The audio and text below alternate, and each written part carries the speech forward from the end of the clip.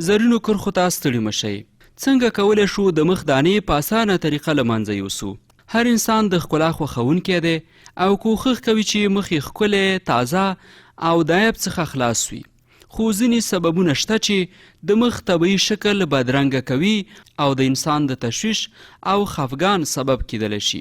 د انسان د مخ دانې مختلف سببونه لري، لکه میکروبونه، باکتریاوې، مړې او د کاره لویدلې حجرې، هورمونیک تغییرات، دواګانې او مختلف نور سببونه هم شتون لري چې د مخ د دانو سبب کیدی شي. د مخ د دانو د ورکېدو څو طریقې شته.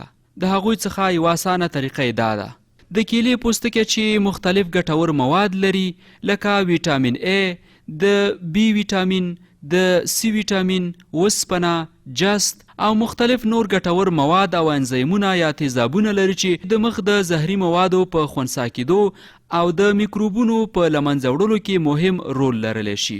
د استعمال طریقه یې داسې ده: مخ په یخو اوبو ښه پرېمینځئ، بیا یې په نرم دستمال باندې وچ کړئ.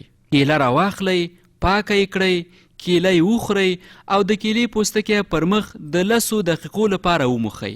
که د 10 دقیقو څخه مخکې د کیلې د پوستکي رنګ تور او تغییر وکړ، نو بل تازه د کیلې پوستکی استعمال کړئ.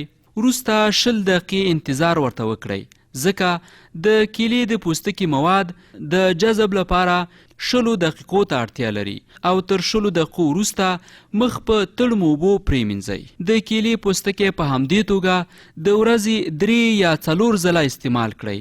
نتیجه یې په 4 ورځو کې پر مخ معلومیږي او د مخ دانې به مو ورکې شي. د نن زرینې کرښې مو همدومره وي. تر بیا د خدای په امان.